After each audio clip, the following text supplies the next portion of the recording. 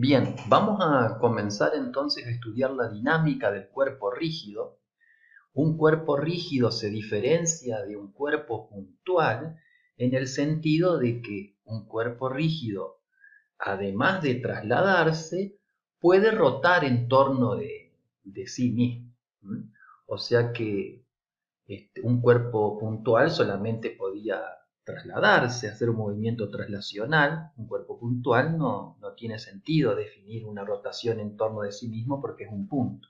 En cambio, un cuerpo rígido sí. Un cuerpo rígido puede trasladarse y a su vez tener un movimiento rotacional en torno a un eje, ¿sí?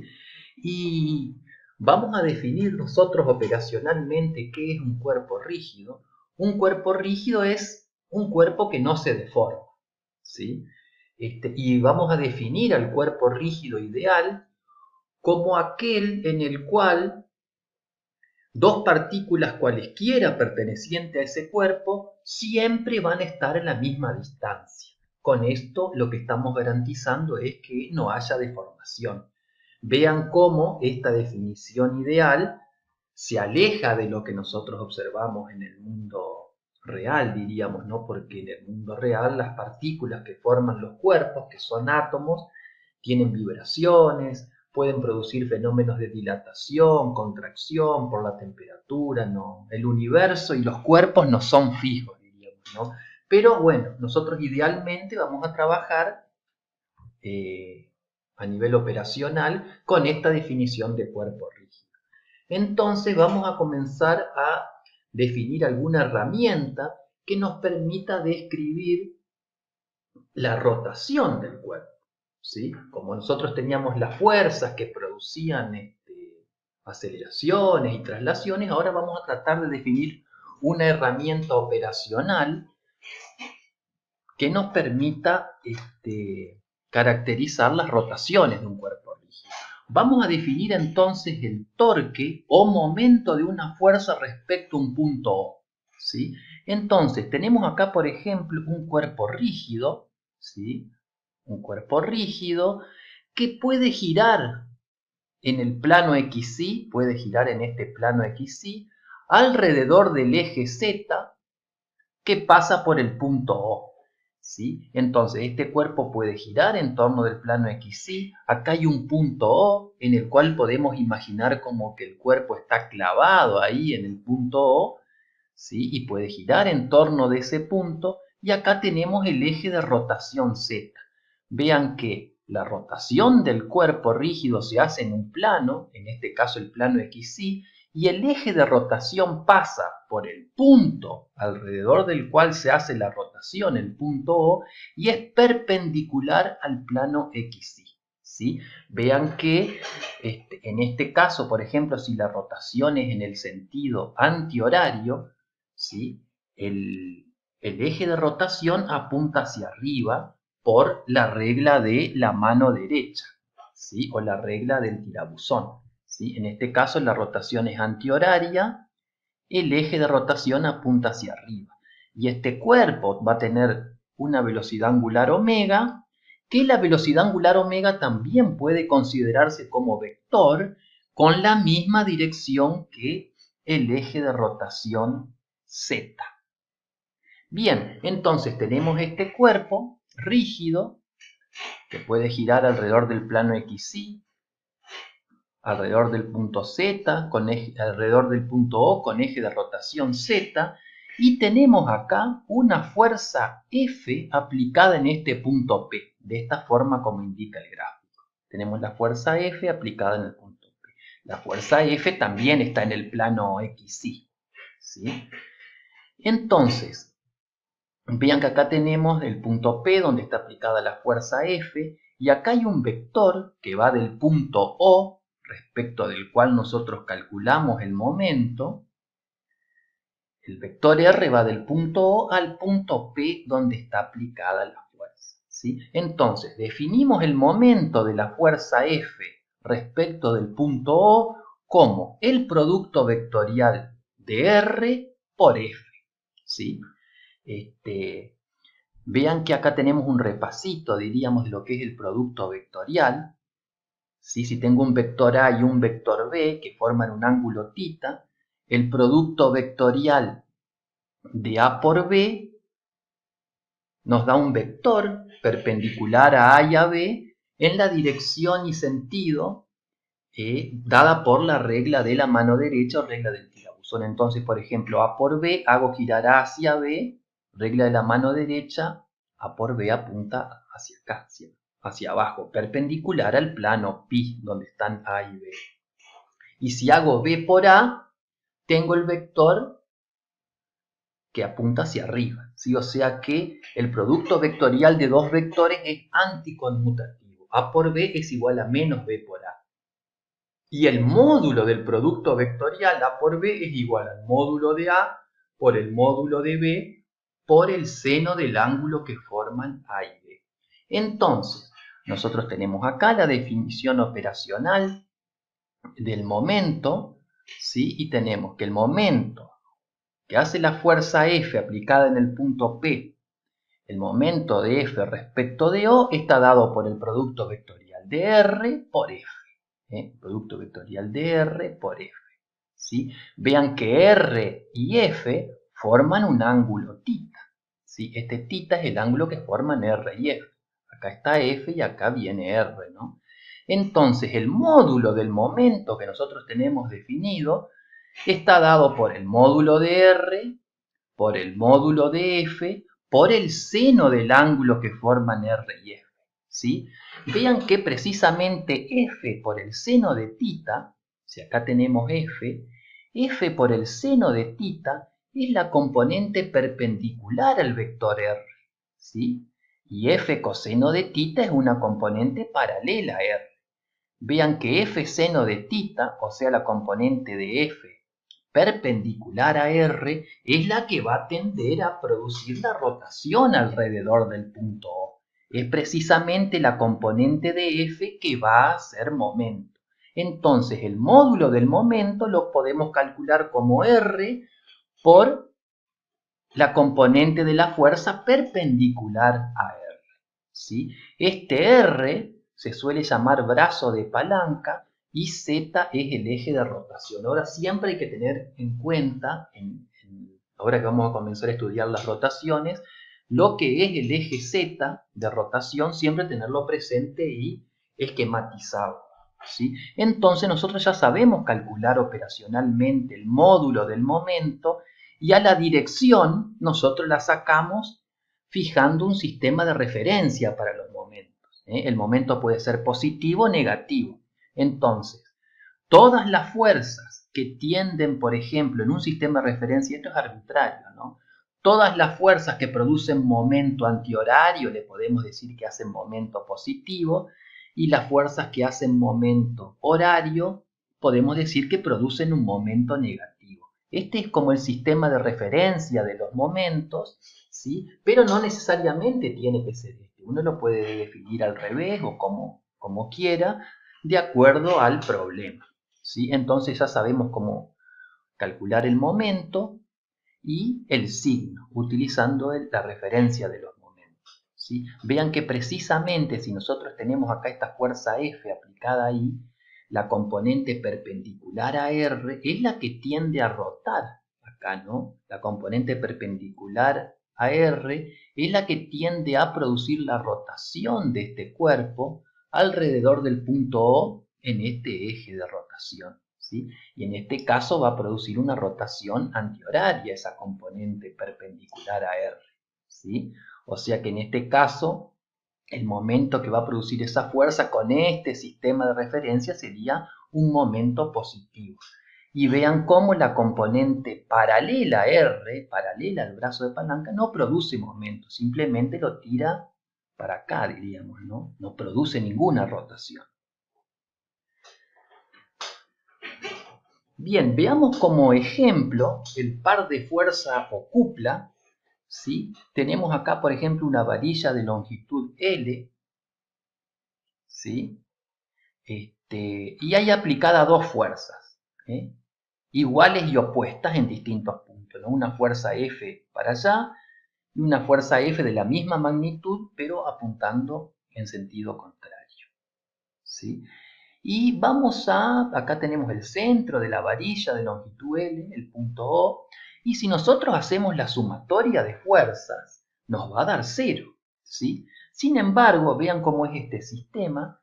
Este sistema no se va a desplazar en el espacio, pero sí va a rotar, porque esto va a tener como una rotación. Esta lo va a tender a rotar para allá y esta en el mismo sentido, o sea que todo esto va a tender a tener una rotación en el sentido horario.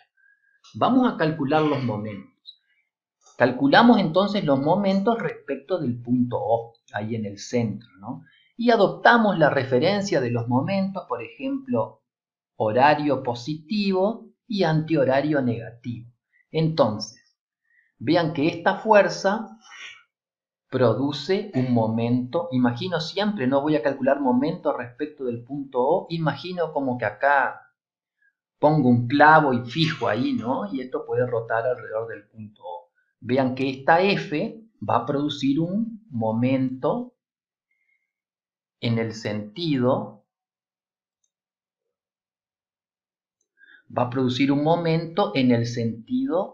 horario. O sea que esta F va a producir un momento positivo. ¿Y cuánto va a valer ese momento? Vale, está aplicada acá, estoy calculando el momento respecto del punto O. Vean que acá viene el R, de O hasta donde está aplicada F, ese sería el brazo de palanca, y L es toda perpendicular al brazo de palanca, así que no necesito descomponerla. Entonces el momento va a ser esta distancia, que vale L sobre 2, por F. Y va a ser positivo porque esta fuerza produce una rotación en este sentido, que sería un momento positivo. Entonces esta fuerza produce un momento que vale F por L sobre 2. Esta es R, que sería L sobre 2.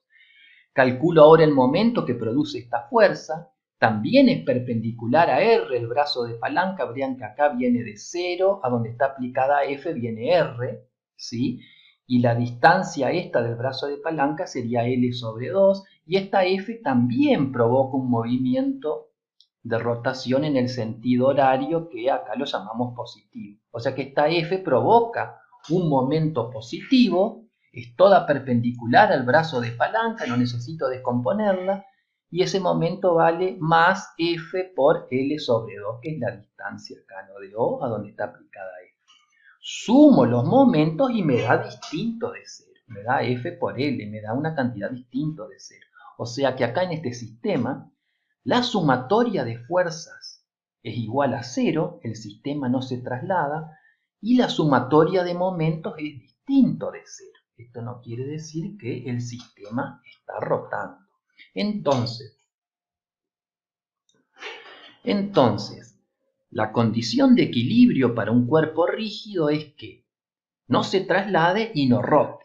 Entonces, la sumatoria de fuerzas igual a 0 es la condición de equilibrio para una no traslación, y la condición de la sumatoria de momentos respecto de O que sea igual a 0 nos está garantizando la no rotación, ¿sí? O sea que para que un cuerpo rígido esté en equilibrio, no tiene que trasladar y no tiene que Vamos rotar. O sea a que considerar que tenemos acá, por ejemplo, un tablón sumatoria de fuerzas igual a 0 de y 100 kilogramos de masa y longitud 15 metros, y ese tablón está apoyado en dos soportes, como indica acá la figura. Acá hay un soporte que está bien en un extremo del tablón y otro soporte que está a una distancia de 10 metros del primero.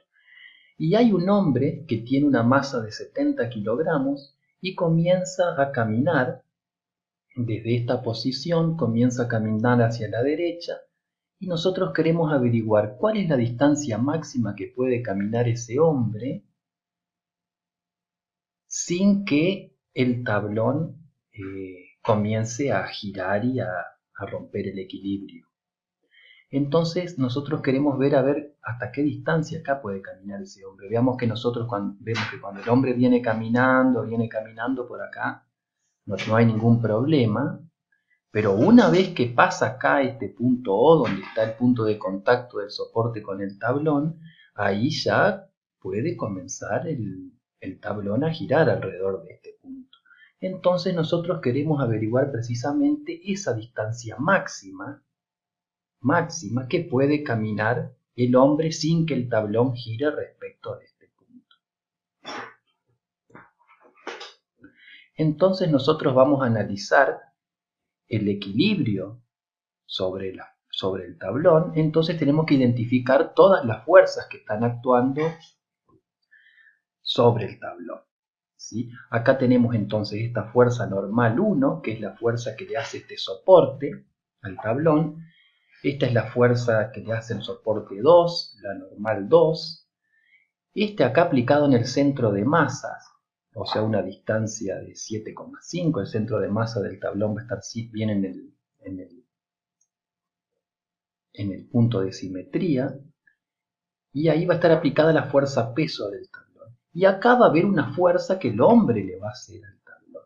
Vamos a analizar la interacción hombre-tablón para ver cómo es esa fuerza que el hombre le hace al tablón.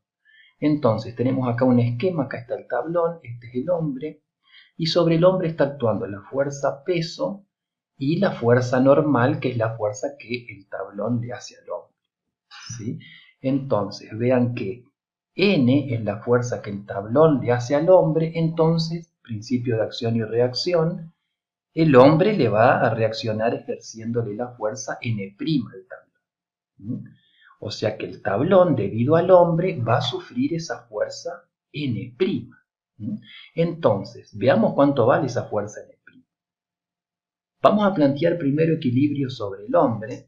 Tenemos que la sumatoria de fuerzas en I es igual a N, la normal menos el peso. Eso es igual a 0. De ahí sacamos que la normal N es el peso del hombre, ¿sí? Como esta N' es la reacción de N, tienen el mismo módulo, entonces N' va a valer masa del hombre por gravedad. O sea que esta fuerza N' debida al hombre coincide con el peso del hombre.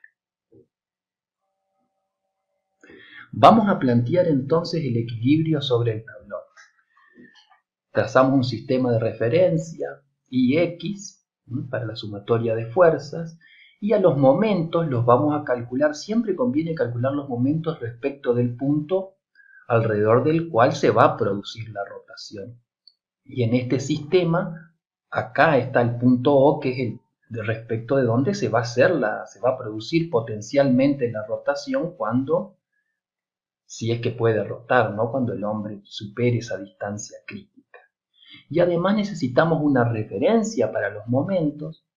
Como dijimos, esa referencia la ponemos nosotros, puede ser arbitraria, y nosotros podemos adoptar fuerzas que tienden a producir rotaciones horarias, un momento positivo, y fuerzas que tienden a producir una rotación antihoraria, un momento negativo. Entonces, hacemos primero la sumatoria de fuerzas en I, que están actuando sobre el tablón. Tenemos N1 positivo, el peso del tablón negativo, N2 positivo, y la fuerza que le hace el hombre al tablón, que ya vimos que es mH por G. Todo eso tiene que ser igual a 0, porque el tablón está quieto, diríamos, no se traslada. Vamos a plantear ahora la condición de no rotación, que es que la sumatoria de momentos respecto de ese punto O sea 0. Entonces, vemos nosotros que acá en el caso crítico, estamos buscando la distancia máxima, que es justo la distancia máxima que puede ir el hombre para que el sistema casi comience a girar alrededor de ese punto O. O sea que en ese caso crítico, el tablón y el soporte justo en ese caso crítico, ya van a romper el contacto, o sea que van a dejar de estar en contacto. Entonces esta normal 1 va a desaparecer en el caso crítico. O sea que en el caso crítico el tablón todavía no va a girar respecto de O, pero rompió el contacto ahí con el soporte. O sea que en el caso crítico la normal 1 se hace 0, no va a producir momentos entonces.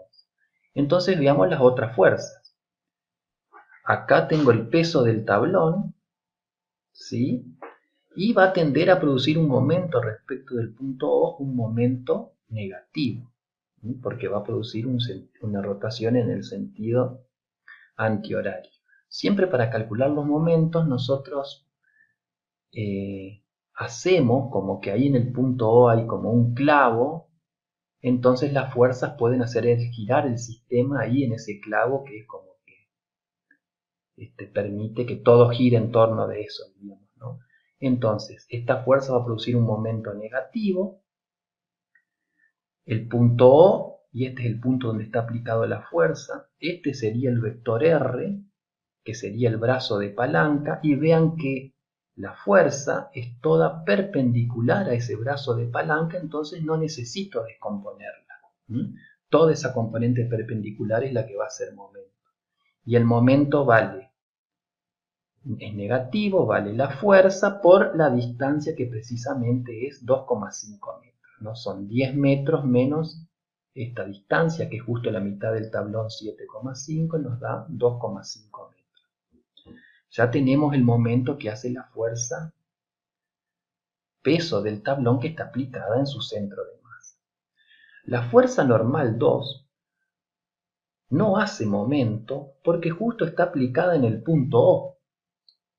O sea que al estar aplicada en el punto O, respecto del cual nosotros estamos calculando los momentos, la distancia de O al punto de aplicación es 0, entonces esta fuerza no tiene brazo de palanca, por lo tanto hace momento nulo. Y acá tengo esta otra fuerza que, si la analizo, ¿no? De acuerdo al sistema de referencia de los momentos, esta fuerza respecto del punto O tiende a producir rotaciones en el sentido horario. O sea que esa fuerza va a producir un momento positivo, ¿sí? También acá tengo el punto O, este es el vector R, que va de O al punto de aplicación de la fuerza. Y esta fuerza también es toda perpendicular respecto de R, respecto del brazo de palanca, entonces no necesito descomponerla.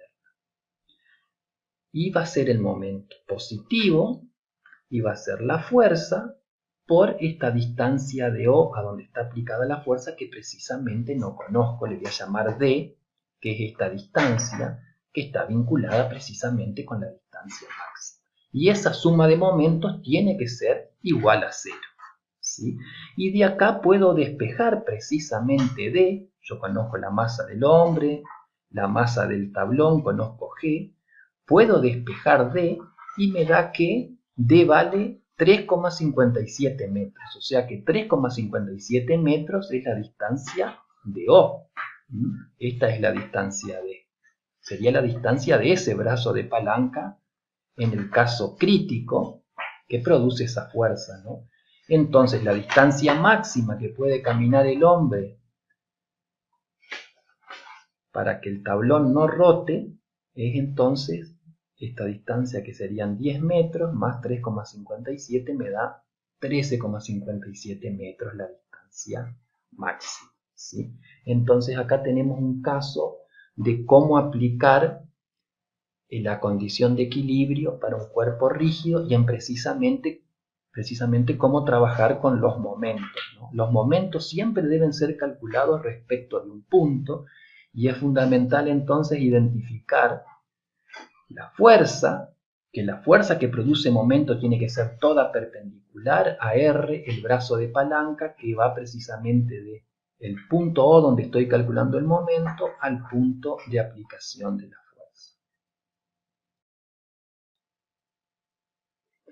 Bien, vamos a ver la segunda ley de Newton para el movimiento rotacional y vamos a definir una nueva cantidad física que va a ser el momento de inercia o la inercia rotacional. Bien, entonces vamos a considerar una masa M que está unida por una varilla delgada y sin masa al punto O y esa masa M es libre, esa masa M junto con la varilla, pero la varilla no tiene masa, es libre de girar alrededor del punto A en el plano XY describiendo una circunferencia. Entonces, consideremos que aplicamos sobre la masa M una fuerza tangencial, como indica la figura, perpendicular a R, que es en la varilla, entonces tendremos que la fuerza tangencial, por la segunda ley de Newton, va a ser igual a la masa por la aceleración tangencial, ¿sí? A la fuerza tangencial la podemos escribir como masa por R por alfa, donde alfa es la aceleración angular, porque la aceleración tangencial y la aceleración angular están relacionadas, ¿no? Y si ahora esta cantidad la multiplicamos por R a ambos lados de la ecuación, tenemos fuerza tangencial por R es igual a masa por R cuadrado, multipliqué esta ecuación por R, me queda masa por R cuadrado por alfa. Vemos que acá tenemos el producto de fuerza tangencial por R. Fuerza tangencial por R. Vemos que, como la fuerza es tangencial, acá tenemos R, este sería el momento que produce la fuerza tangencial respecto del punto O, porque la fuerza tangencial está aplicada en este punto, y acá tenemos el vector R que va de O al punto de aplicación de la fuerza, ¿sí? Que precisamente tiene esa distancia que es R. Entonces tenemos que esta cantidad precisamente es el momento de la fuerza tangencial respecto del punto O. Y acá esta cantidad del otro lado, a m por r cuadrado, la vamos a llamar IZ, que es el momento de inercia de la masa m respecto del eje z. Y por alfa. Entonces nos va a quedar que el momento que produce la fuerza tangencial respecto del punto O es igual al momento de inercia respecto del eje z por la aceleración angular alfa. El eje z es el eje de rotación que pasa por el punto O. En este caso, como la rotación que va a ser m va a ser en el plano XY, el eje z va a ser un eje perpendicular al plano XY con el sentido dado por la regla de la mano derecha. En este caso, como la fuerza tangencial apunta en el sentido antihorario, la regla de la mano derecha me dice que el eje z va a salir hacia afuera de la pantalla. Entonces, este acá, IZ, es el momento de inercia de la masa m respecto del eje z, ¿sí? ¿Y cómo está definido? Tenemos el eje z, tenemos la masa m a una distancia r respecto del eje z, entonces el momento de inercia de la masa m respecto del eje z se define como la masa m por la distancia al eje al cuadrado. Así está definido el momento de inercia de una masa respecto de un eje, de una masa puntual. Entonces, podemos escribir que los momentos respecto del punto O va a ser igual al momento de inercia de la masa m respecto del eje z que pasa por el punto O por alfa. Y esto es la segunda ley de Newton para el movimiento rotacional de una masa m alrededor del punto O por donde pasa el eje de rotación z. ¿Sí? Con esto acá que acabamos de desarrollar, vamos a generalizar ahora entonces para un sistema de partículas. Bien, vamos a generalizar ahora el momento de inercia para un sistema de partículas y la segunda ley de Newton para el movimiento rotacional, pero para un sistema de partículas. Veamos primero la inercia rotacional para un sistema de partículas. Consideramos un eje Z. Generalmente el eje Z es el que uno considera es el eje en torno del cual se realiza la rotación, y tenemos un sistema de n partículas. M1 a una distancia R1, M2 a una distancia R2, MI, la masa iésima, a una distancia RI, y así hasta la masa M. Cada partícula tiene una masa MI y un momento de inercia respecto del eje Z, como ya lo hemos definido recién, que es el momento de inercia respecto del eje Z de una masa MI es MI por RI al cuadrado.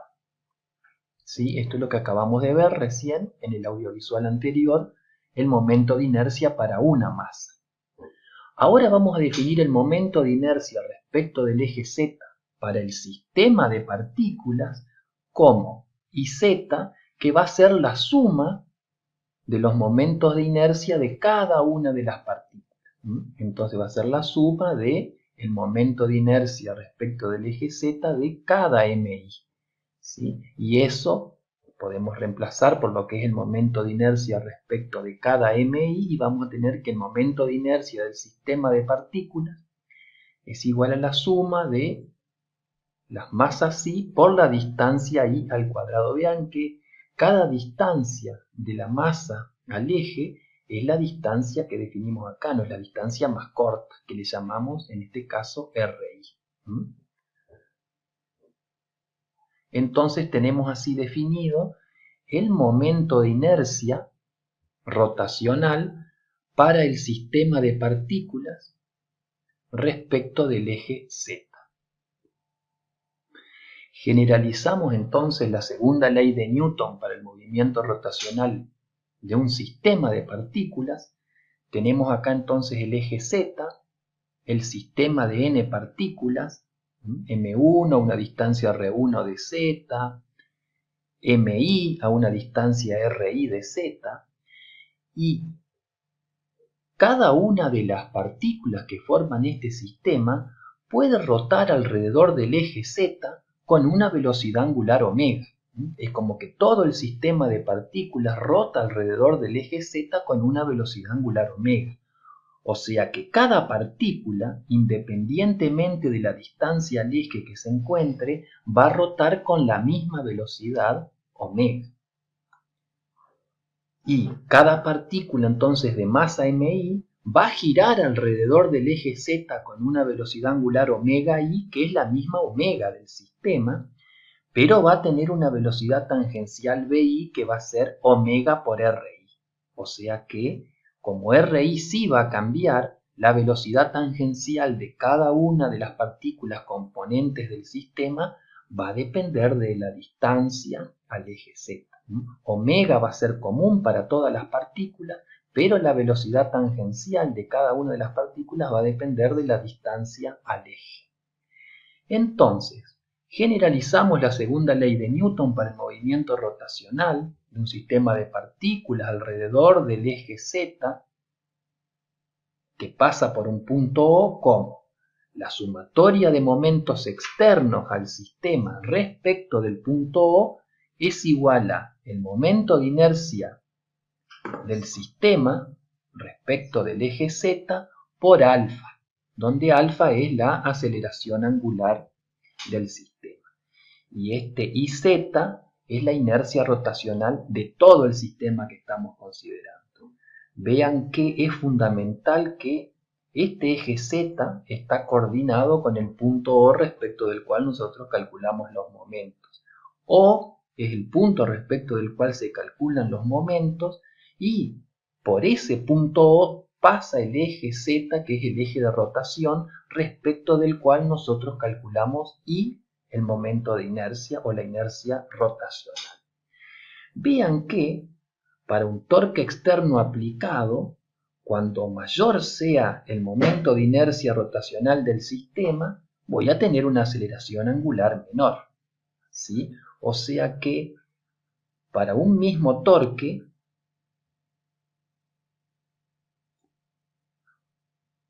a mayor inercia rotacional del sistema, menor aceleración angular. Por eso el momento de inercia se llama precisamente así, inercia rotacional, porque juega el rol de la masa, que era la inercia para la traslación. Este momento de inercia ahí es la inercia para la rotación. Dado un torque, a mayor momento de inercia, va a haber una menor aceleración angular en el sistema.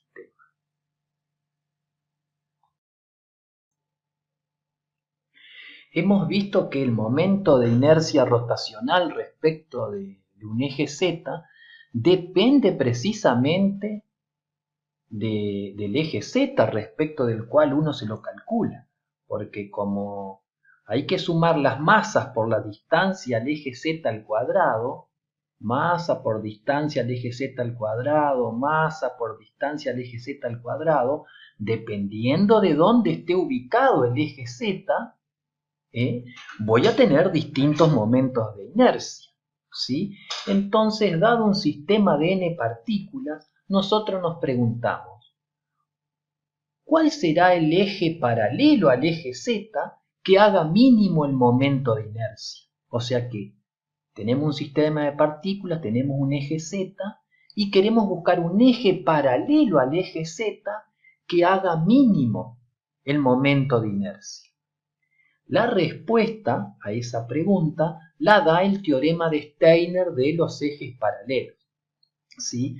El teorema de Steiner de los ejes paralelos dice que, dado un sistema de partículas y un eje Z, trazamos un eje paralelo al eje Z que pasa por el centro de masa del sistema, o sea que estos dos ejes tienen que estar paralelos. Uno es un eje Z cualquiera y el otro es un eje que pasa por el centro de masa. Son paralelos y están separados a una distancia d.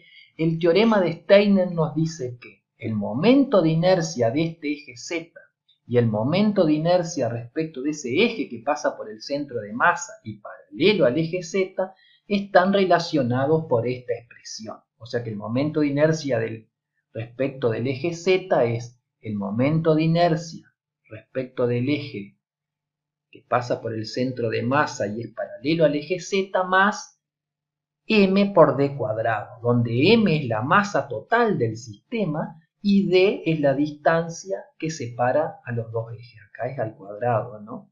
Entonces vemos que el momento de inercia respecto de un eje que pase por el centro de masa va a ser el menor momento de inercia, ¿sí? Porque luego cualquier eje Z paralelo a ese eje Z que pasa por el centro de masa, le voy a tener que sumar la masa del sistema por la distancia al cuadrado a la que está separada respecto del eje del centro de masa. O sea que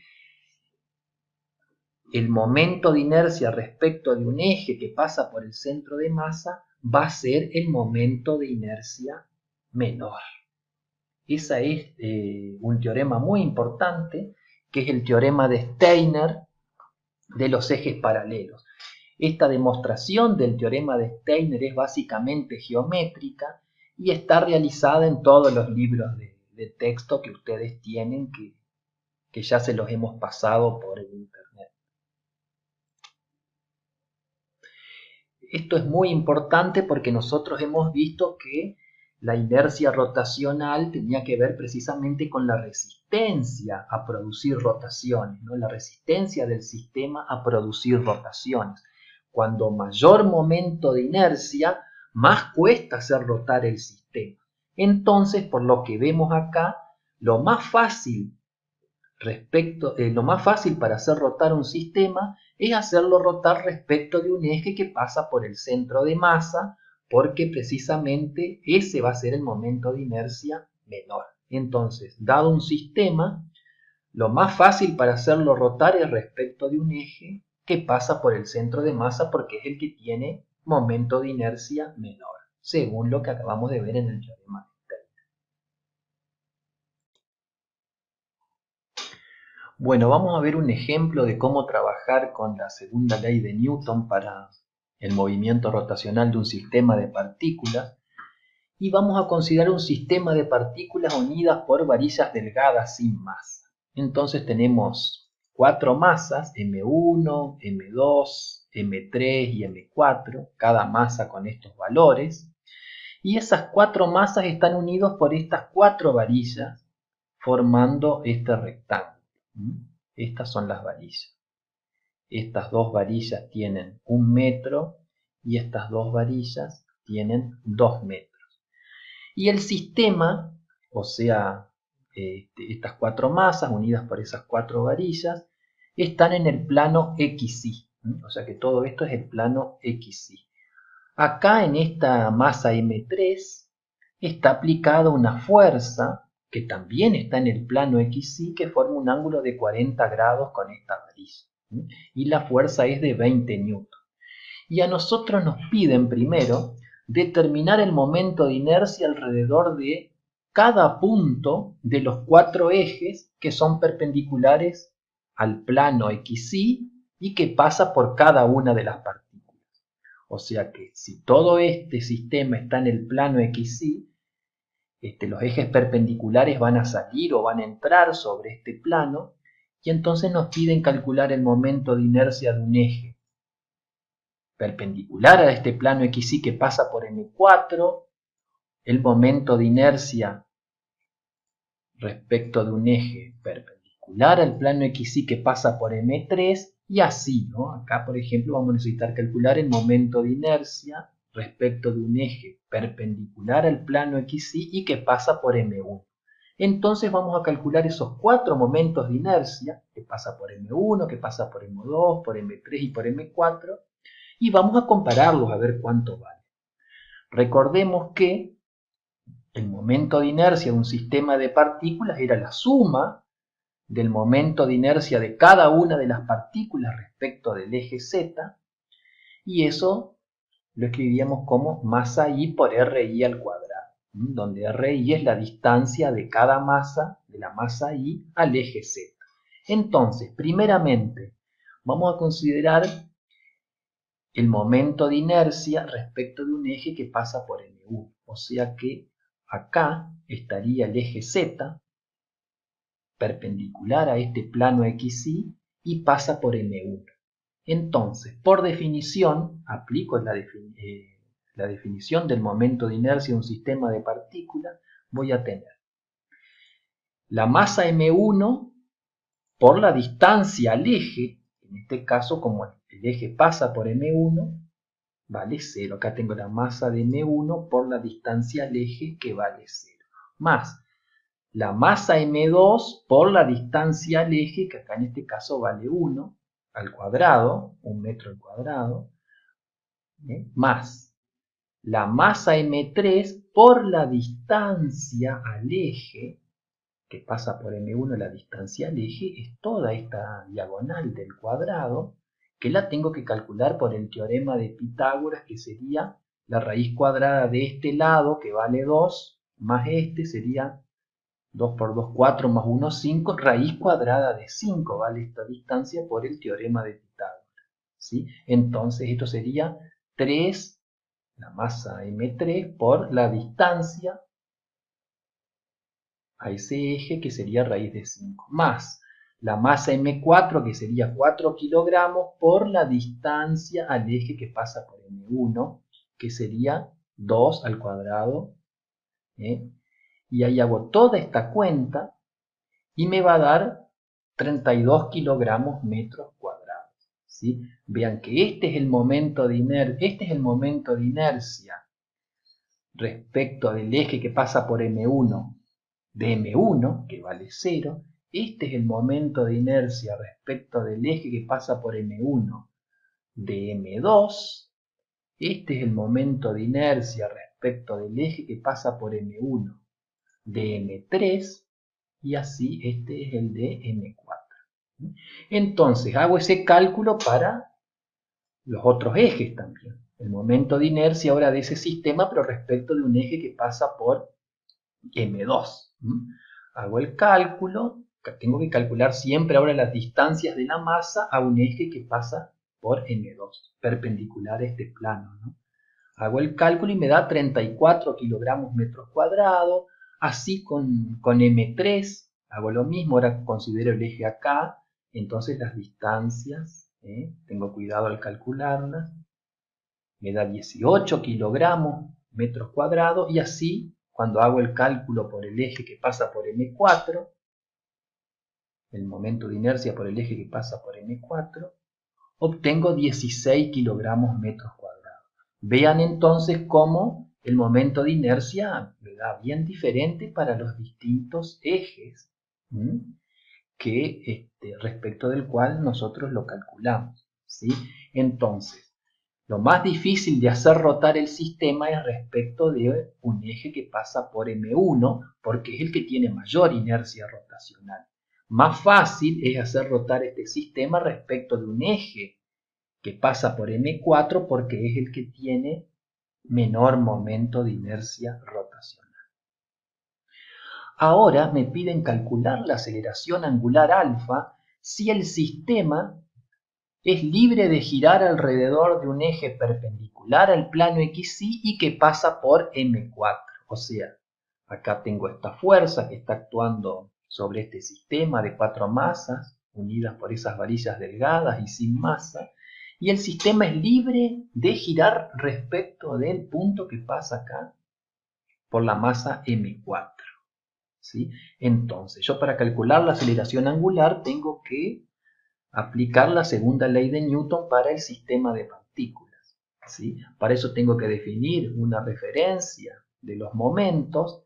Por ejemplo, las fuerzas que producen momento en el sentido antihorario van a ser momento positivo y las fuerzas que tienden a hacer el girar el sistema en el sentido horario van a ser momento negativo. ¿Sí? Entonces yo acá voy a considerar la sumatoria de momentos respecto de M4, del punto ese ahí donde está M4, porque es ahí, alrededor de ese punto, donde me dice que puede girar el sistema. Y eso, por la segunda ley de Newton, voy a tener que la sumatoria de momentos respecto del punto donde está M4 va a ser igual al momento de inercia respecto del eje perpendicular al plano XY y que pasa por M4 por la aceleración angular alfa. Siempre tiene que estar correlacionado el punto respecto del cual yo calculo los momentos con el eje respecto del cual yo voy a calcular el momento de inercia. El eje respecto del cual calculo el momento de inercia tiene que pasar por ese punto que es donde yo calculo los momentos. Entonces, acá tenemos un esquema del sistema. Acá voy a tener M4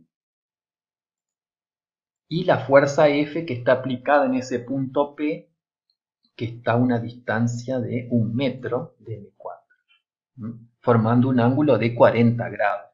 ¿Sí? Entonces, la fuerza F, que vale 20 newton, está aplicada en ese punto, que es donde está M3, y estoy calculando momentos respecto de este punto, que sería M4. Entonces vean que, como calculo momentos respecto de este punto, R va de este punto a donde está aplicada la fuerza, que ese es precisamente el brazo de palanca. Y esta fuerza está formando un ángulo de 40 grados. Acá esta fuerza tiene una componente perpendicular al brazo de palanca y una componente paralela al brazo de palanca. Lo que va a ser momento es la fuerza, la componente perpendicular a R, que precisamente la componente perpendicular a R es F por el seno de 40. Entonces calculo. Esta fuerza F, vean acá está la componente perpendicular, tiende a hacer rotar el sistema respecto de este punto M4, tiende a hacerlo rotar en el sentido horario que nosotros definimos en este caso momentos negativos. Entonces la fuerza F va a ser un momento negativo que va a valer la componente perpendicular a R, que es 20 newton por el seno de 40 grados, por la distancia que tiene el brazo de palanca, que es 1 metro. Y eso tiene que ser igual al momento de inercia respecto del eje que pasa por el punto M4 por alfa. Reemplazo y obtenemos que alfa vale menos 0,81 sobre segundos al cuadrado. Me da una aceleración angular negativa porque el momento que produjo la fuerza es negativo según como nosotros definimos acá los sistemas de referencia de los momentos. Podría calcular acá también el centro de masa del sistema, como nosotros ya sabemos calcular. Calculo el centro de masa del sistema y me da, por ejemplo, que está acá. Tendría que, para calcular el centro de masa, definir un sistema de referencia, ¿no? Y calcular la coordenada E. Por ejemplo, puedo fijar el origen acá, eje Y, eje X. Calculo la coordenada X del centro de masa y la coordenada Y del centro de masa por definición y me da, por ejemplo, que está acá. Y luego yo podría calcular el valor del momento de inercia de este sistema de partículas respecto de un eje que sea perpendicular al plano XY y que pase por el centro de masa. En ese caso, yo voy a necesitar calcular estas distancias. Entonces, puedo calcular, por ejemplo, el momento de inercia respecto del eje que pasa por el centro de masa, que va a ser m1 por esta distancia de 1 al cuadrado, más m2 por esa distancia de 2 al cuadrado, y así hasta m4 por esta distancia de 4 al cuadrado, y obtengo el valor del momento de inercia que pasa del eje, respecto del eje que pasa por el centro de masa. Y luego podría verificar si se cumple el teorema de Steiner, comparando, ¿no? Porque este momento de inercia que pasa por el centro de masa está relacionado a través de esta distancia de 4 al cuadrado y la masa del sistema con el momento de inercia que pasa por m4, ¿no? Que es el valor que yo tengo acá. Podría verificar si se cumple el teorema de Steiner, y ese es uno de los problemas así que ustedes tienen en la práctica para resolver. Y también podría calcular la aceleración alfa que produciría esta misma fuerza F si el sistema puede girar alrededor de un eje que pasa por el centro de masa. En este caso, vean que el momento, acá va a estar el punto O, voy a calcular momento respecto del centro de masa, necesito conocer esta distancia y todo este ángulo para calcular la fuerza F perpendicular ahora a este brazo de palanca. Acá hay que hacer más análisis geométrico y ahí podría determinar la aceleración angular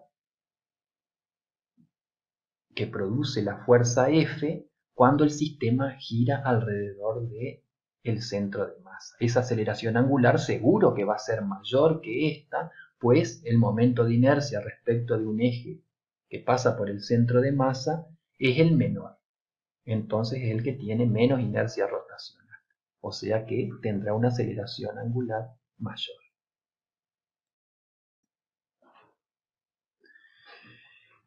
Hemos visto el momento de inercia para un sistema de partículas y la segunda ley de Newton para un sistema de partículas, y vamos a generalizar ahora para un cuerpo rígido.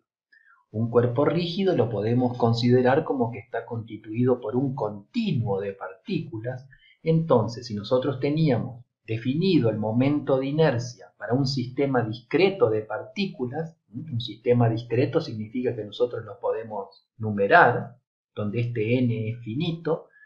Si queremos pasar ahora a un sistema continuo, como es un cuerpo rígido, que es un sistema continuo de partículas, tenemos que hacer esta suma sobre un continuo, y para hacer eso tenemos que integrar.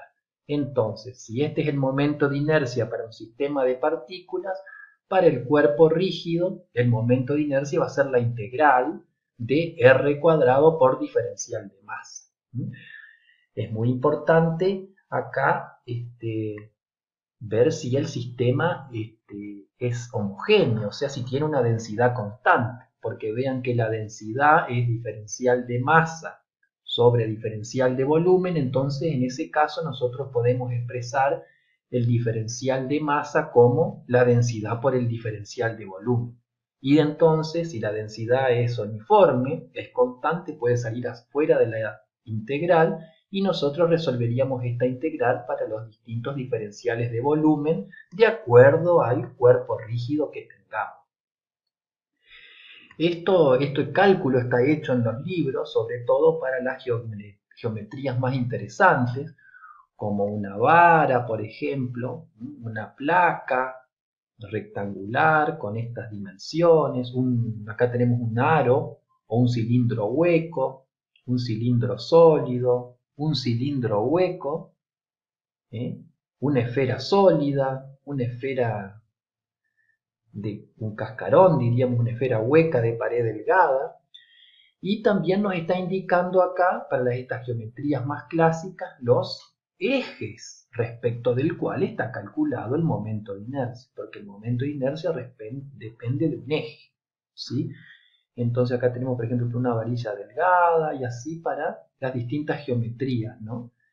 Vean, por ejemplo, acá tenemos para una esfera sólida el momento de inercia respecto de un eje que pasa por acá, por ese centro, que es el centro de masa, vale 2/5 de masa por r al cuadrado. Y el momento de inercia para una esfera hueca con la misma masa m y el mismo radio r, vale 2/3 de masa por r cuadrado. Vean, por ejemplo, que el momento de inercia de una esfera hueca de masa m y radio r es mayor que el momento de inercia de una esfera sólida de masa m y r cuadrado. Es mayor porque acá tengo 2/3 y acá tengo 2/5. O sea que este momento de inercia es mayor. ¿Por qué? Porque en la esfera hueca, toda la masa m de la esfera está concentrada en el cascarón que forma la pared, ¿sí? Mientras que en la esfera sólida, toda la masa m está distribuida no solo en el cascarón, sino también en puntos acá que van a estar más cerca del eje. Por eso la esfera hueca va a tener un momento de inercia mayor. O sea que hacer rotar una esfera hueca de masa m y radio r es más difícil que hacer rotar una esfera sólida de masa m y radio r. Es muy importante cuando uno va a elegir un momento de inercia de acuerdo a la geometría que va a estar considerando, tener en cuenta a dónde está el eje de rotación. Vean que acá tenemos un cilindro, una vara respecto de este eje que pasa por el centro de masa, y acá también tenemos para la misma vara, pero el momento de inercia respecto de un eje que pasa acá por un extremo. Vean que este que pasa por el centro de masa es menor que este respecto de un eje que pasa por el extremo. Nosotros sabemos que estos dos momentos de inercia tienen que estar vinculados por el teorema de Steiner, o sea que este momento de inercia respecto de esta varilla, para esta varilla respecto de este eje, lo podría haber determinado a partir de este usando el teorema de Steiner, porque estos dos ejes son paralelos, ¿no? Y esta distancia sería L sobre 2. En la práctica ustedes tienen problemas de este tipo para que aplican el teorema de Steiner y hacer cambiar, diríamos, el eje, calcular los momentos de inercia respecto de otros ejes paralelos al eje que pasa por el centro de masa. Entonces nosotros también ahora ya hemos generalizado el momento de inercia para un sistema continuo, o sea, para un cuerpo rígido, que es un sistema continuo de partículas, y podemos entonces generalizar la segunda ley de Newton para el cuerpo rígido. Entonces, un cuerpo rígido puede hacer movimientos de traslación y movimientos de rotación. Entonces, la segunda ley de Newton para el cuerpo rígido, para la traslación, es esta. La sumatoria de fuerzas externas es igual a masa del sistema o del cuerpo rígido por la aceleración del centro de masa. Esto describe la traslación del cuerpo rígido.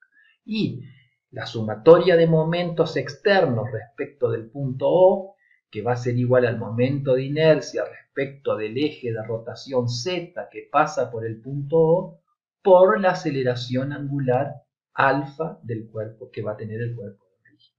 Esta es la ley de Newton para la rotación. De manera que para un cuerpo rígido que pueda hacer estos dos tipos de movimientos, nosotros tenemos que trabajar con estas dos ecuaciones. Vean cómo hay una analogía entre las traslaciones y las rotaciones. Las fuerzas provocan una aceleración del centro de masa y la masa es lo que da la inercia, diríamos, del sistema. A mayor masa, más va a costar cambiar el movimiento de traslación. Los momentos van a provocar aceleraciones angulares de rotación, ¿sí? Y vean que el momento de inercia rotacional es el que juega el rol de inercia que jugaba la masa en la traslación. Para la rotación lo juega el momento de inercia. O sea, dado un torque aplicado externo, a mayor momento de inercia, menor aceleración angular. Dada una fuerza externa aplicada, a mayor masa, menor aceleración del centro de masa. O sea que hay como una analogía, un isomorfismo entre las traslaciones y las rotaciones. Las fuerzas van a provocar traslación del centro de masa y los torques van a provocar rotación del centro respecto de un eje.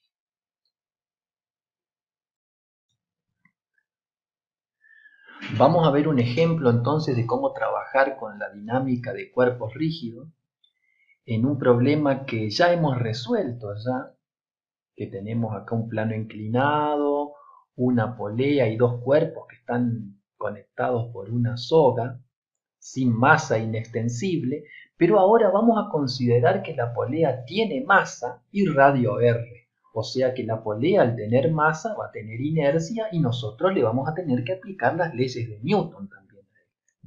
Entonces veamos que acá tenemos tres cuerpos que están vinculados. Este cuerpo, el masa M1, solamente puede trasladarse y el cuerpo de masa M2 también solo puede trasladarse, mientras que la polea solo puede rotar. O sea que acá tenemos cuerpos que solamente o se trasladan o rotan. No hay ninguno que haga un movimiento combinado de rototraslación. Entonces nosotros ya habíamos visto, acá tenemos los datos del problema, M1, M2, M, la masa de la polea, R, el radio de la polea, θ, el ángulo del plano inclinado y el coeficiente de rozamiento dinámico entre este bloque y el plano. Y nosotros habíamos visto que para resolver este problema había que suponer una dirección del movimiento. No importaba si esa era precisamente la dirección efectiva que iba a ocurrir luego, pero para operar primeramente hay que hacer esa suposición. Nosotros suponemos, por ejemplo, el sentido del movimiento así, ¿sí? Entonces, si suponemos este sentido de movimiento, los sistemas de referencia tienen que estar coordinados con esa suposición. Entonces, por ejemplo, para este eje consideramos el sistema de referencia IX, ¿sí? Y el X va en sentido positivo a donde va a ocurrir el movimiento. Para este cuerpo considero el sistema IX con el X también apuntando positivo al sentido del movimiento. O sea que es fundamental, esto ya lo habíamos visto, que tiene que estar coordinado este eje X con este eje X. O sea que si esto se mueve para allá, X positivo, para acá X positivo.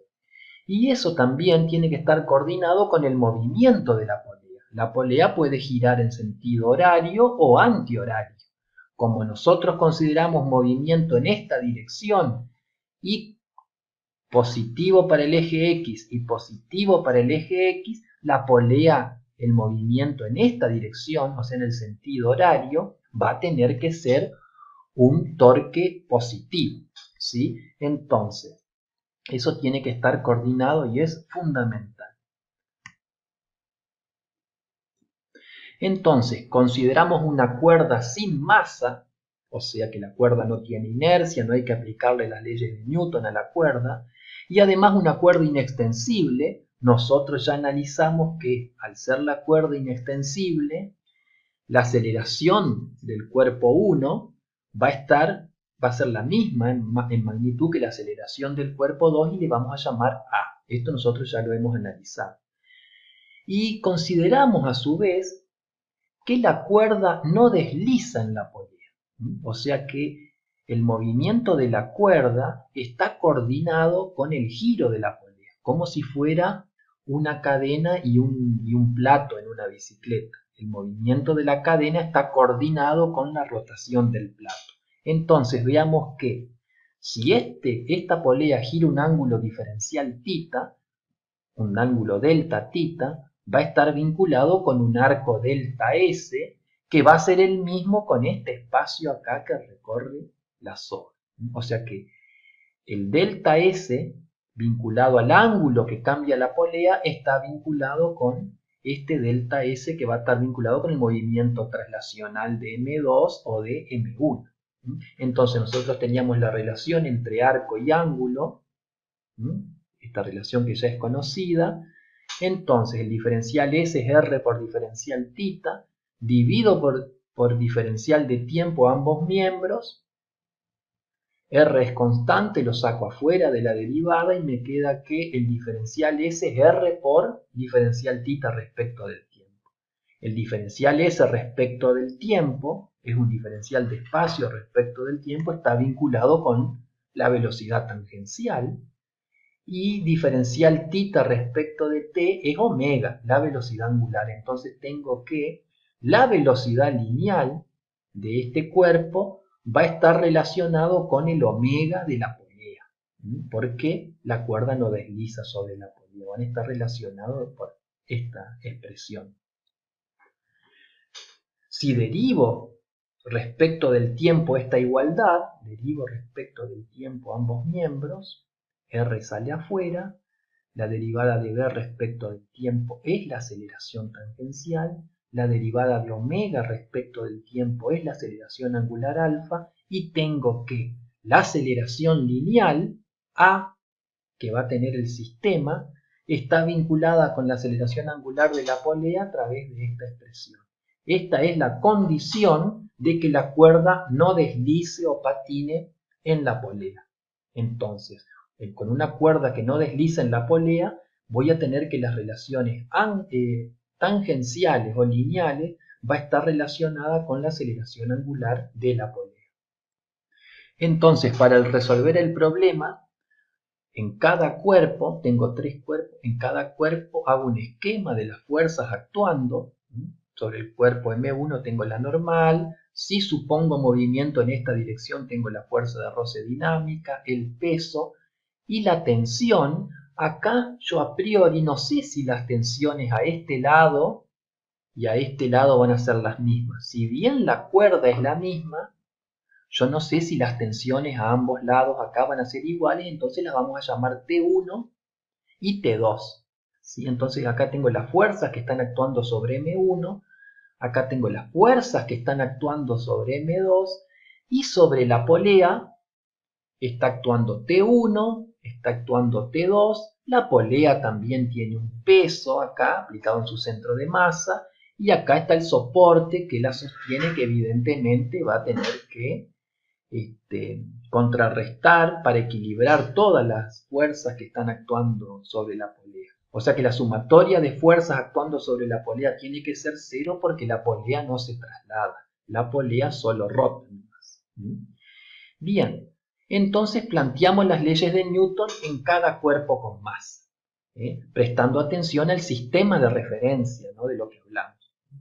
Si consideramos movimiento en esta dirección, el eje X para allá, eje X positivo para acá, y los momentos los consideramos positivos correlacionados con los positivos X. O sea que el momento o las rotaciones horarias las consideramos positivas. Entonces, masa 1, sumatoria de fuerzas en X, planteamos la sumatoria de fuerzas en X igual a masa 1 por aceleración, sumatoria de fuerzas en Y igual a 0, masa 2, sumatoria de fuerzas en X, masa 2 menos T2 igual a masa 2 por aceleración. Y planteamos las leyes de Newton para la polea. En este caso planteamos la sumatoria de momentos porque la polea solamente puede rotar. Entonces calculamos momentos para la polea respecto de el centro de masa, o sea el punto O sería el centro de masa respecto de la polea. Entonces calculamos momentos respecto de O, acá tenemos O, y acá tenemos, está aplicado T1 sobre la polea, T2, y vean que T1 tiene un ángulo recto, con R que sería el brazo de palanca, y lo mismo pasa con T2, por cómo está aplicada, tiene un ángulo recto, con ese brazo de palanca, ¿no? Estamos calculando momentos respecto de O, trazo el vector R a donde está aplicado T1 y trazo el vector R a donde está aplicado T2, ángulo recto, no necesito descomponer T1 y T2 porque ambas son todas componentes perpendiculares al brazo de palanca. Entonces, como dijimos, la referencia de los momentos giros en este sentido son positivos y antihorarios negativos. Entonces, imagino como que acá está fijo con un clavo. T1 produce una rotación, un momento negativo, entonces es menos T1 por R. Respecto de O, T2 produce una rotación en este sentido que es positiva, va a ser más T2 por R. Esos son los momentos sumados y esto por la segunda ley de Newton tiene que ser igual al momento de inercia de la polea respecto de Z, respecto de un eje perpendicular acá que pasa por O, por alfa, la aceleración angular de la polea. Este IZ es el momento de inercia de un cilindro, porque una polea puede verse como un cilindro respecto de un eje que pasa por O. Esto vale un medio de masa por R cuadrado. Eso hay que ver lo que vimos recién en la diapositiva anterior, los momentos de inercia de las distintas geometrías y prestado de atención. Y como la cuerda no desliza en la polea, alfa está relacionado con la aceleración tangencial a partir de A sobre R. O sea que hemos escrito las leyes de Newton para M1, traslación, leyes de Newton para M2, traslación, leyes de Newton para la polea de masa M, rotación, teniendo obviamente vinculados los sistemas de referencia considerando la dirección de movimiento, ¿no? Para cada uno, para masa 1, para M y para M2. Entonces ya con estas ecuaciones, la fuerza de roce dinámica, momento de inercia, alfa y las tres leyes de Newton, por el método de sustitución puedo obtener la aceleración A, ¿sí?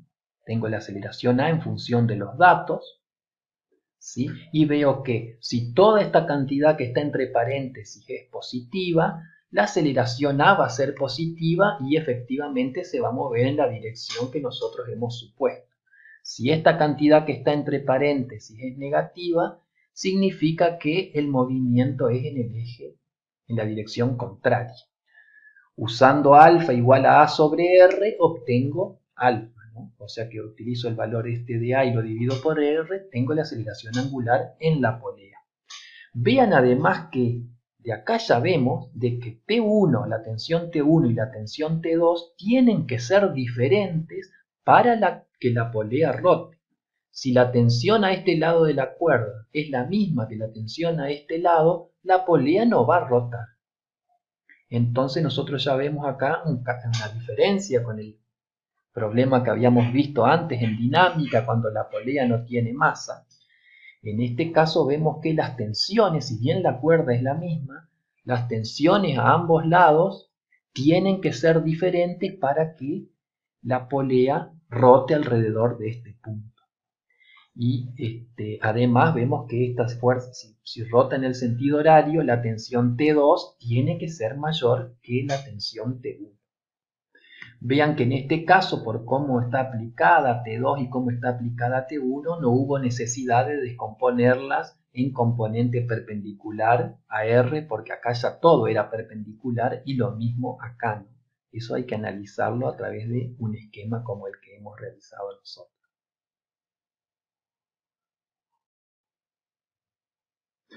Vamos a analizar ahora el movimiento combinado de rotación y traslación, que es el movimiento rototraslacional. Este movimiento lo puede hacer un cilindro que rueda sin deslizar por una superficie, una esfera que rueda sin deslizar, un aro que rueda sin deslizar. O sea que vamos a analizar ese tipo de movimiento, el movimiento rototraslacional, y puede ser de que en la rodadura o la rototraslación sea a través de esa superficie sea sin deslizar o deslizando. Si va deslizando, si es patinando, es más complejo. Nosotros vamos a focalizarnos en el estudio de una rodadura sin deslizar, o sea, sin patinar. Y vamos a analizar cómo sería ese movimiento.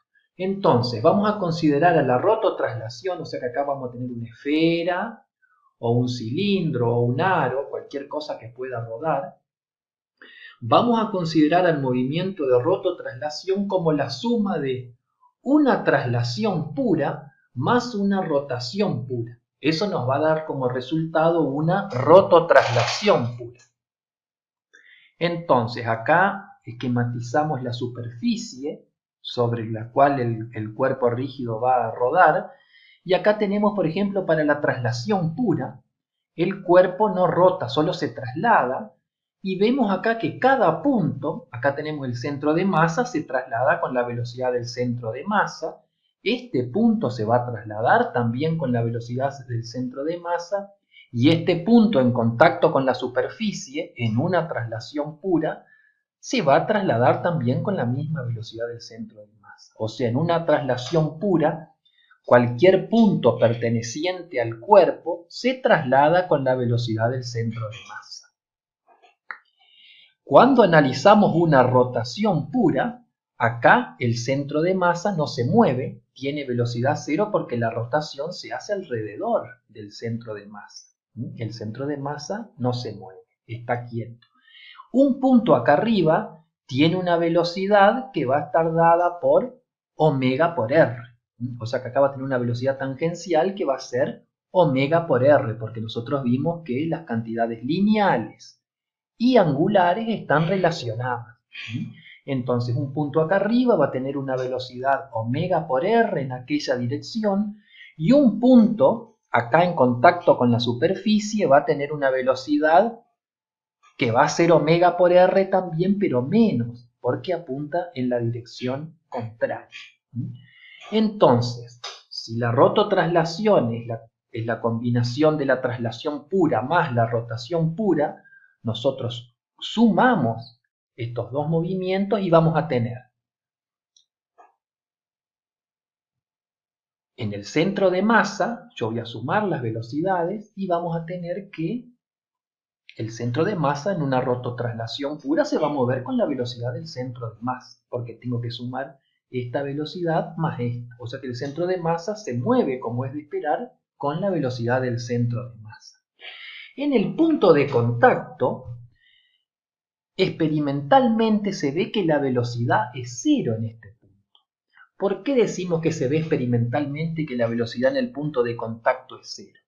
Acá tenemos, por ejemplo, una bicicleta con los rayos, ¿sí?, que se está moviendo, o sea, la rueda de la bicicleta, que sería como un aro, tiene los rayos acá, está haciendo un movimiento rototraslacional sin deslizar, y se le saca una foto de alta definición y se ve que en la parte de acá arriba es todo borroso, quiere decir que se está moviendo más rápido que en la parte de acá abajo. Porque acá salió con mejor definición que acá.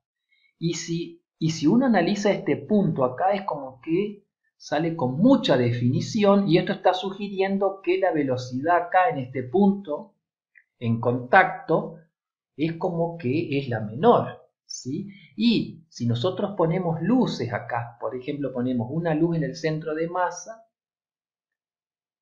y otra luz en este punto acá, vemos que en la rodadura va a ser este movimiento, va a ser una cicloide, un punto por acá va a ser el movimiento de una cicloide, y el centro de masa va a ser este movimiento acá recto, digamos, ¿no? Y vean que acá justo está indicando dónde está tocando el suelo, y donde está tocando el suelo hay una luz muy fuerte. Está indicando que la velocidad ahí es prácticamente nula, ¿sí? En el caso ideal, donde hay un solo punto en contacto con la superficie, bueno, en el caso de una esfera tenemos un solo punto en contacto, y en el caso de un cilindro vamos a tener una línea recta, diríamos, en contacto, ¿no?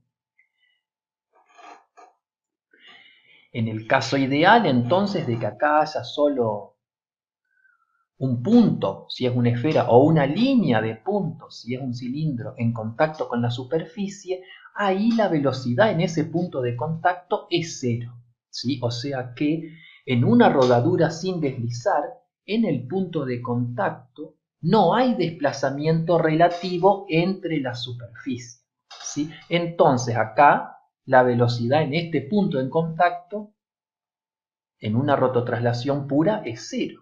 O sea que, si nosotros combinamos la traslación pura y la rotación pura, si yo sumo esta velocidad más esta velocidad, me tiene que dar 0.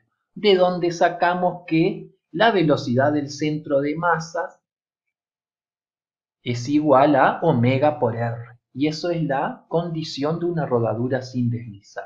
Si nosotros derivamos la velocidad del centro de masa respecto del tiempo y derivamos omega por r respecto del tiempo, obtenemos la relación que la aceleración del centro de masa es aceleración angular por r. O sea que estas dos, cualquiera de estas dos, porque de esta se obtiene de esta, cualquiera de estas dos es la condición de una rodadura sin deslizar. ¿Sí? Y vean que, bueno, nosotros dijimos, ¿no? Sumamos esta velocidad en el centro de masa más esta, tenemos la velocidad del centro de masa. Y el punto acá arriba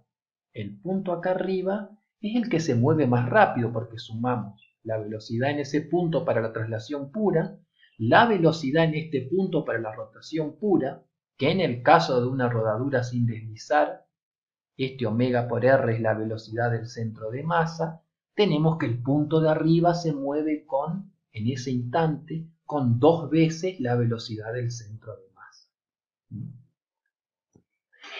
Entonces, en una rodadura sin deslizar, en este punto, en contacto con la superficie, tiene que estar actuando una fuerza de roce estática, pues no hay desplazamiento relativo entre las superficies, o sea que la fuerza de roce involucrada acá tiene que ser estática. Y para que haya una rodadura sin deslizar, tiene que haber rozamiento. Tiene que haber rozamiento y es estático, porque si no, estaría deslizando, estaría patinando. ¿Sí? O sea que para que haya una rototraslación pura, una rodadura sin deslizar, en el punto en contacto la velocidad es 0 y eso indica que no hay desplazamientos relativos, entonces acá tiene que estar aplicada una fuerza de roce estática. Esa fuerza de roce estática no necesariamente va a ser la fuerza de roce estática máxima. Va a ser una fuerza de roce estática que hay que calcularla como cualquier otra fuerza. ¿Sí? En el caso límite, justo cuando esté por empezar a dejar de ser una rodadura sin deslizar y esté por transformarse en una rodadura resbalando o patinando, justo en ese caso límite, ahí sí voy a trabajar con la fuerza de roce estática máxima. Si no, es una fuerza de roce estática que la voy a tener que calcular como una incógnita.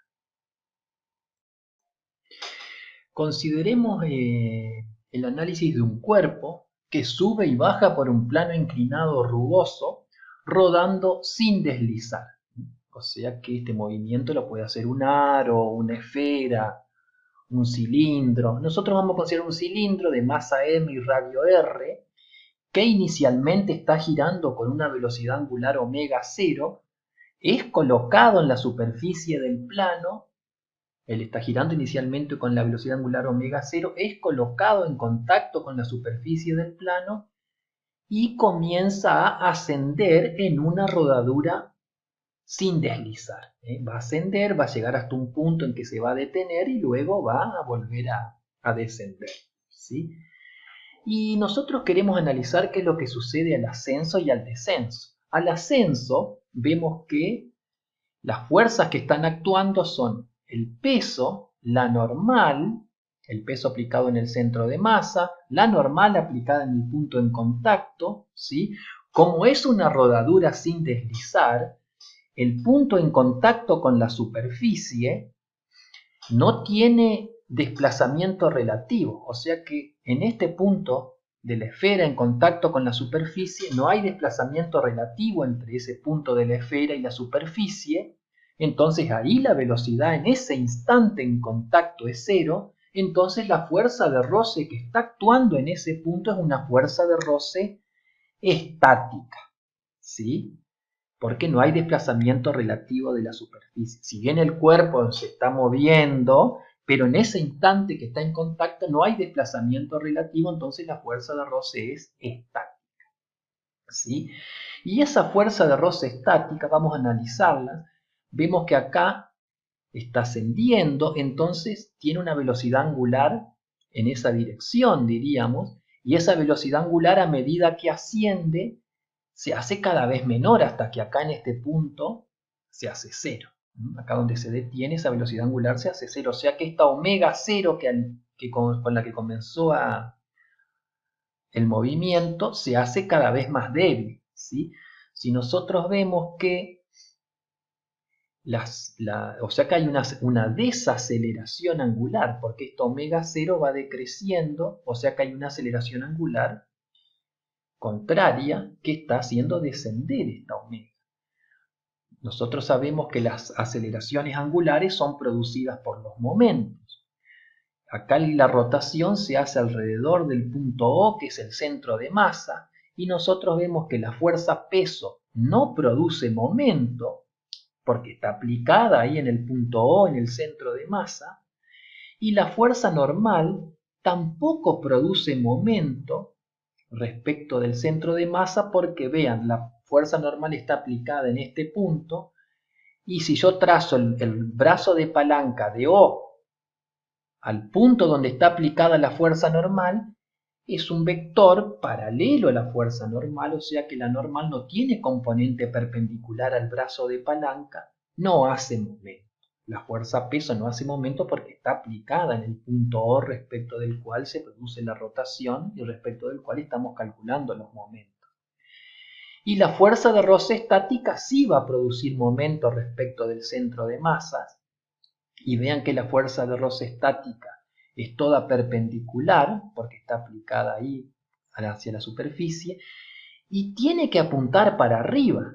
¿Por qué? Porque si apunta para abajo, estaría produciendo un torque en la dirección horaria, lo que produciría una aceleración angular en la dirección horaria, por lo que omega tendería a aumentar. Y eso no es lo que se ve experimentalmente. Omega va a ir disminuyendo hasta que acá se hace cero. Entonces la fuerza de roce estática cuando sube tiene que apuntar sí o sí para arriba, porque de esa forma va a producir un torque en esta dirección antihoraria, o sea, una aceleración angular antihoraria, y va a ser contraria a este omega que la va a hacer disminuir hasta que acá la va a detener. ¿Sí? Entonces estas son las fuerzas que están actuando al ascenso.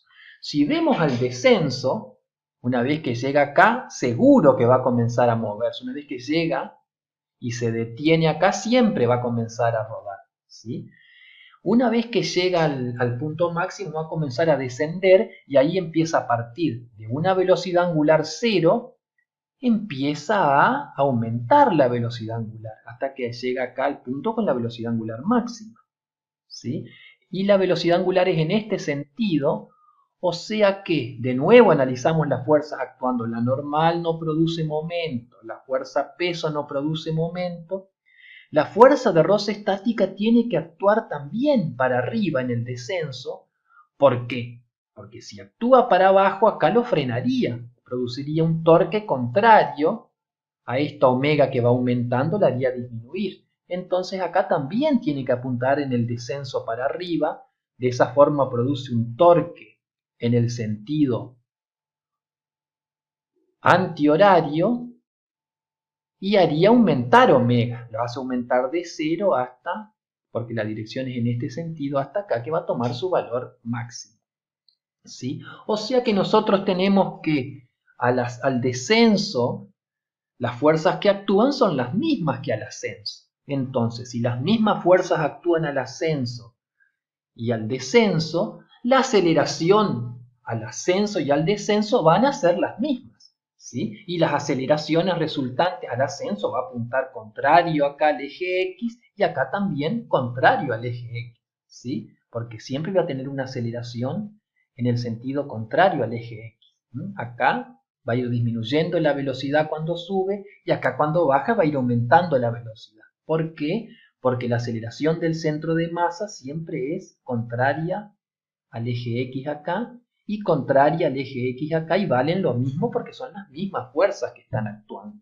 Entonces, trazamos el sistema de referencia IX Y los momentos siempre tienen que estar coordinados con el sistema de referencia. Entonces, si X es positivo para arriba, las rotaciones en el sentido horario tienen que ser positivas.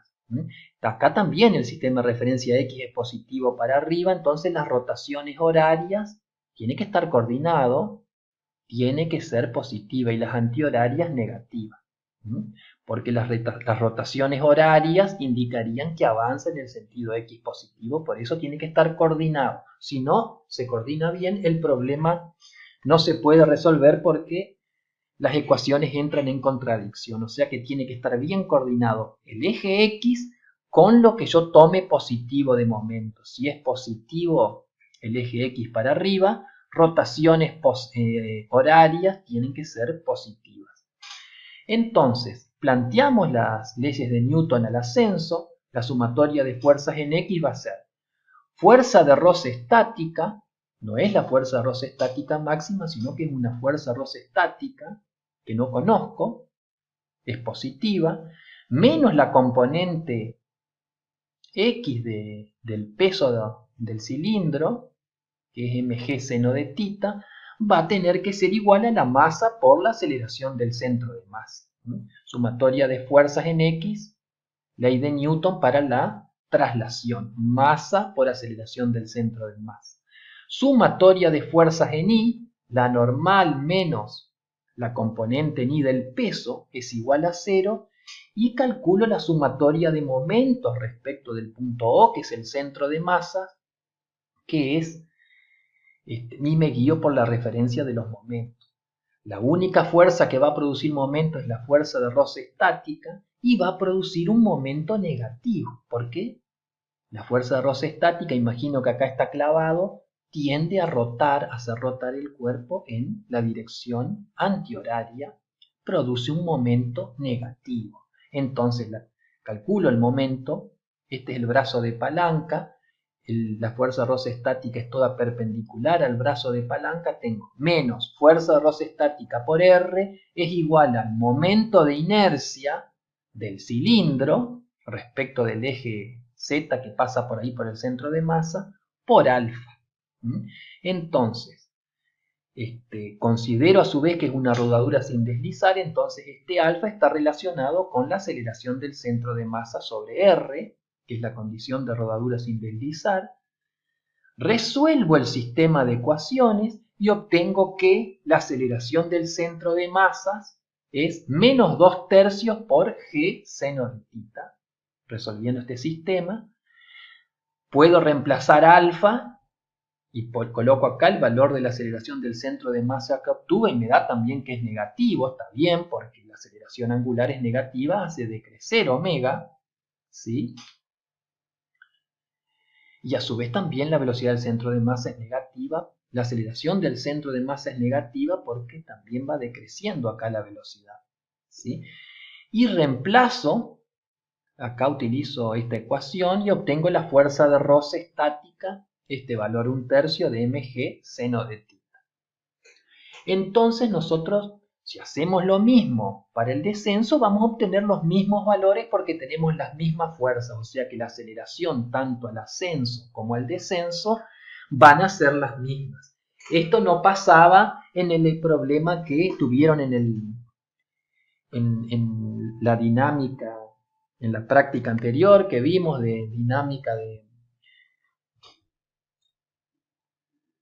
de dinámica traslacional, donde una caja cuando sube la fuerza de roce apunta en este sentido X negativo y cuando baja apunta en el sentido X positivo, o sea que tengo fuerzas distintas al subir y al bajar. En este caso, las fuerzas son las mismas en el ascenso y en el descenso, entonces la aceleración en la subida va a ser la misma que la aceleración en la vuelta, entonces si yo hago todo el análisis con esta aceleración del centro de masas, hago todo el análisis utilizando las ecuaciones de movimiento, voy a llegar que el tiempo de subida es el mismo que el tiempo de bajada y que la velocidad con la que empezó a subir, en este caso puedo obtener V0, La velocidad con que empezó a subir va a ser la misma con la velocidad que va a llegar al punto de partida.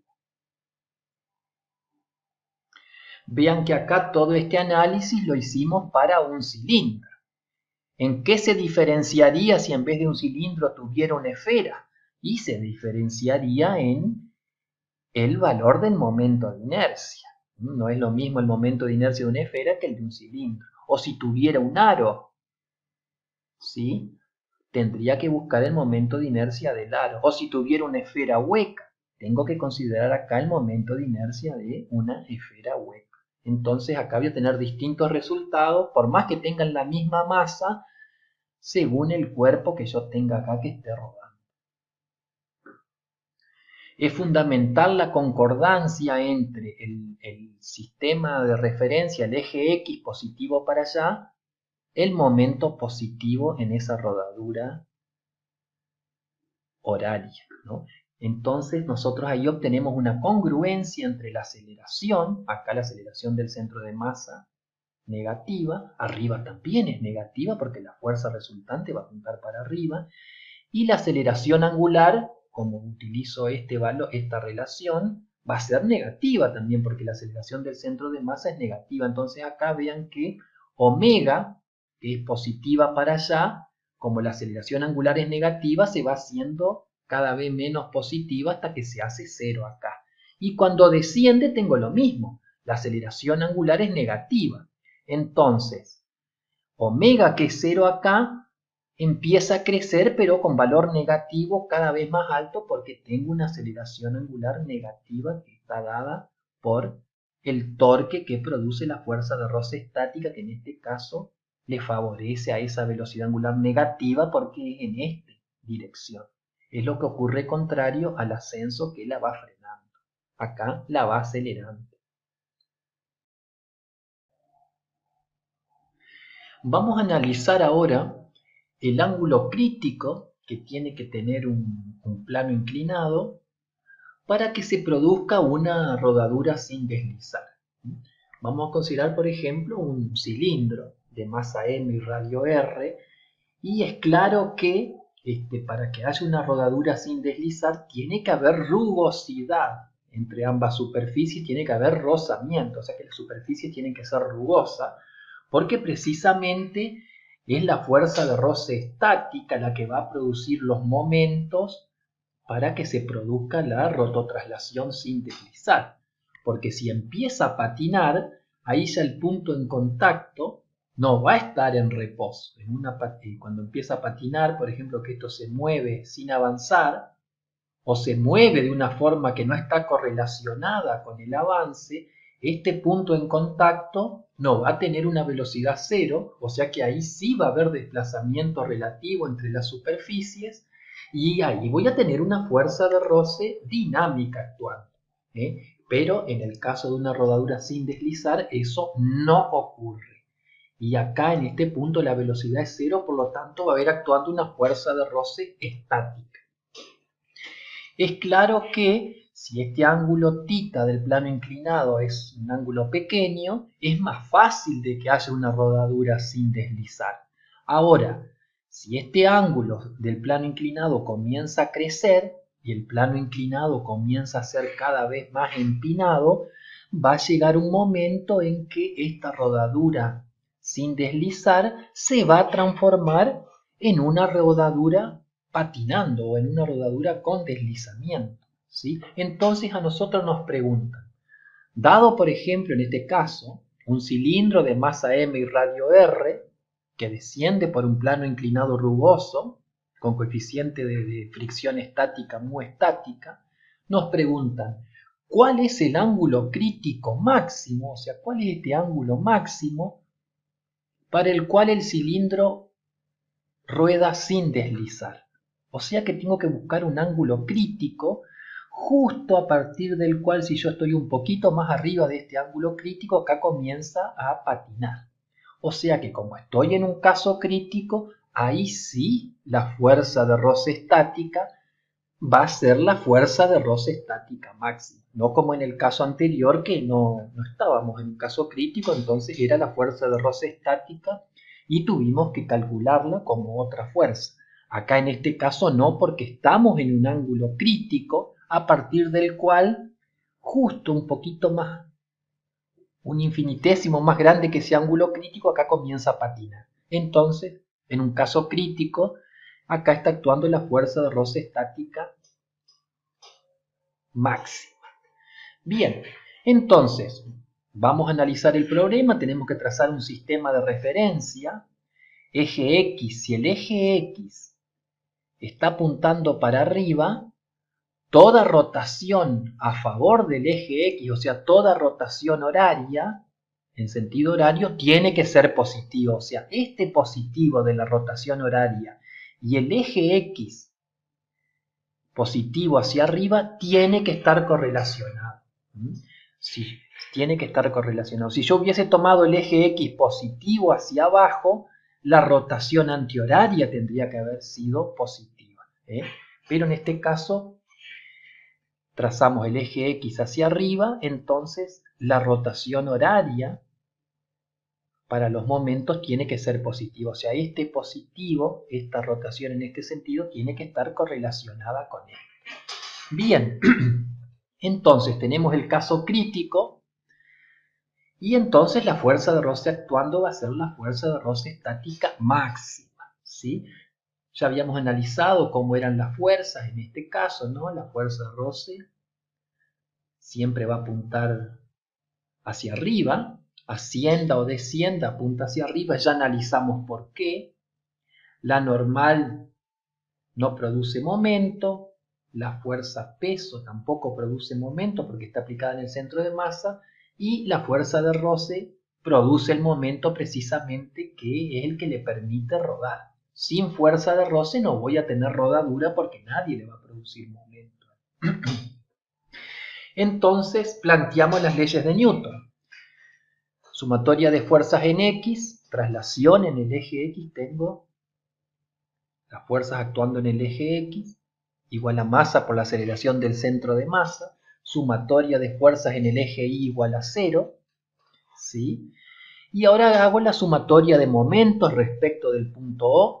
La única fuerza que produce momentos respecto del punto O es la fuerza de roce estática máxima, ¿sí? Y que como apunta para allá, respecto del punto O, tiende a hacer una rotación antihoraria que a esa le pusimos de referencia negativa. Entonces la fuerza roce estática máxima produce un momento negativo. Acá tengo el vector R, punto de aplicación de F. F es perpendicular al brazo de palanca, no necesito descomponerla, y el momento es negativo, vale menos fuerza por brazo de palanca, que es el radio. Y esto es igual a el momento de inercia respecto de Z, en este caso el momento de inercia del cilindro respecto de un eje que pasa por el centro de masa, por alfa. Acá tengo el momento de inercia del cilindro, que lo busco de las tablas de los libros, o de la tabla que nosotros ya vimos en las diapositivas anteriores. Y tengo la condición de una rodadura sin deslizar, que alfa es aceleración del centro de masa sobre R.